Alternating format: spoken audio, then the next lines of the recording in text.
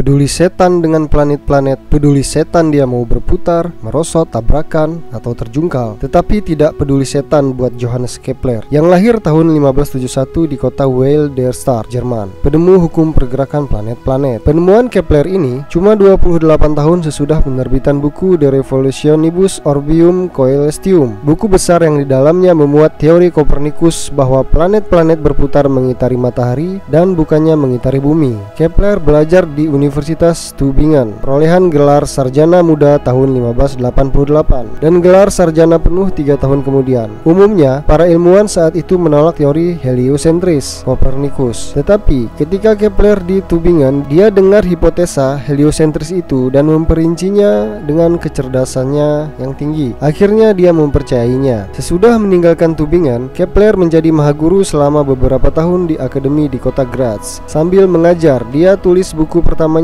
tentang astronomi pada tahun 1596. Kendati teori yang diajukan Kepler di buku itu ternyata sepenuhnya meleset, buku itu dengan jernih menunjukkan kemampuan matematika Kepler dan kemurnian pikirannya, sehingga ahli astronomi besar Tycho Brahe mengundangnya jadi asistennya di peneropong bintangnya di dekat Praha. Kepler menerima undangan ini dan bergabung dengan Tycho bulan Januari 1600. Tycho meninggal dunia tahun berikutnya, tetapi Kepler sudah berhasil menyuguhkan kesan baik pada bulan-bulan sebelumnya, sehingga Kaisar Romawi Suci Rudolf II segera menunjuknya menggantikan Tycho selaku matematikus kerajaan. Kepler menduduki posisi itu selama sisa hidupnya. Sebagai pengganti Tycho Brahe, Kepler mewarisi setumpuk besar catatan hasil pengamatan cermat ihwal planet-planet yang telah digarap Tycho bertahun-tahun. Karena Tycho, astronom besar terakhir sebelum diketemukan teleskop, juga pengamat yang hati-hati dan teliti yang pernah dikenal dunia. Catatan-catatan itu teramat besar harganya. Kepler percaya bahwa catatan analisa matematika Tycho yang cermat memungkinkannya menentukan kesimpulan bahwa teori gerakan planet adalah benar. Teori heliosentris Kopernikus, teori geosentris Ptolemy yang lebih lama, atau bahkan teori ketiga yang dirumuskan Tycho sendiri. Tetapi sesudah bertahun-tahun melakukan sejumlah perhitungan yang cermat, Kepler dengan rasa cemas menemukan bahwa pengamatan Tycho tidaklah konsisten dengan teori-teori yang manapun juga. Akhirnya Kepler menyadari bahwa masalahnya adalah dia seperti juga Kopernikus dan Tycho Brahe dan semua astronom klasik telah menduga bahwa orbit keplanetan terdiri dari lingkaran-lingkaran atau gabungan dari lingkaran-lingkaran. Tetapi kenyataannya menunjukkan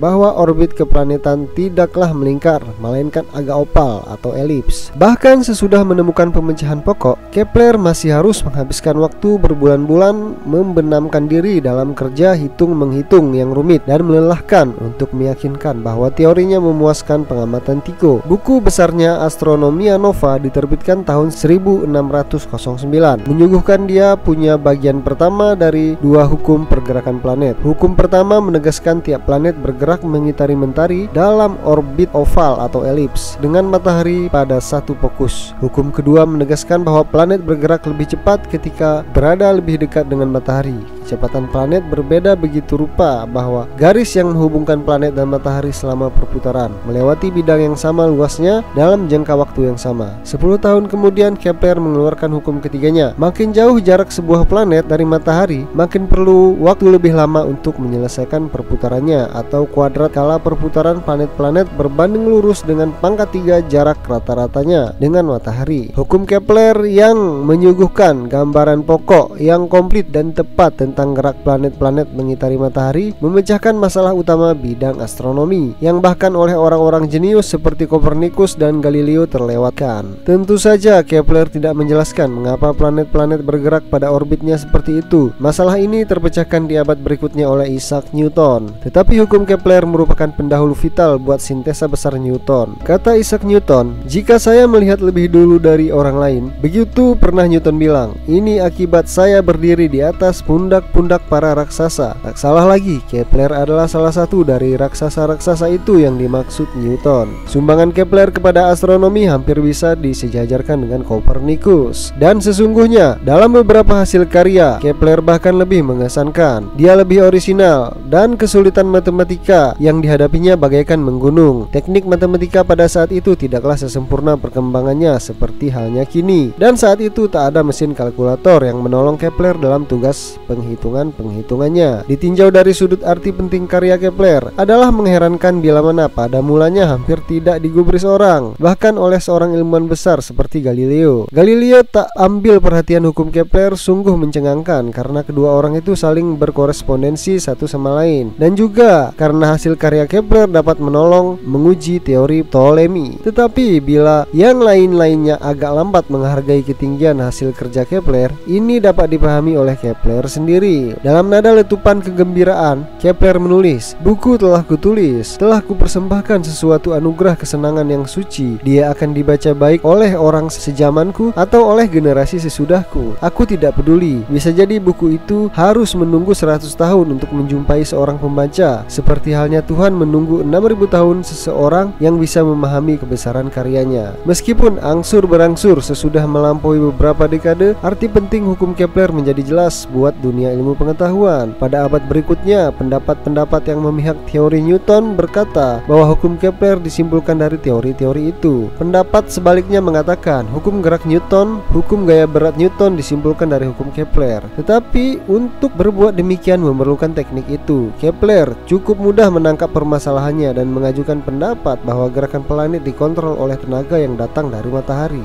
Sebagai tambahan, hukum gerakan planet-planet Kepler menyumbangkan berbagai ihwal kecil di bidang astronomi. Dia juga membuat sumbangan penting mengenai teori optik di akhir umurnya. Sayang sekali dia diganggu oleh masalah pribadi. Jerman merosot jadi kacau karena perang 30 tahun dan jarang orang yang bisa lolos dari kesulitan-kesulitan serius. Salah satu masalah adalah soal nafkah. Kekaisaran Romawi Suci lambat dalam pembayaran gajinya, walau dalam keadaan yang tidak gawat. Dalam keadaan perang yang kacau balau, gaji Kepler ditunggak terus karena Kepler kawin 2 kali dan punya 12 anak. Kesulitan duit ini betul-betul berat. Masalah lain menyangkut bundanya yang di tahun 1620 ditahan dengan tuduhan jadi dukun sihir. Kepler banyak buang waktu hingga akhirnya sang ibu bisa dibebaskan tanpa mengalami siksaan. Kepler meninggal dunia pada tahun 1630 di Regensburg, Bavaria dalam masa perang 30 tahun yang mengganas itu. Kuburnya diobrak-abrik, tetapi hukum gerakan planetnya terbukti lebih menjadi kenangan yang lestari dari sekedar sepotong batu nisan.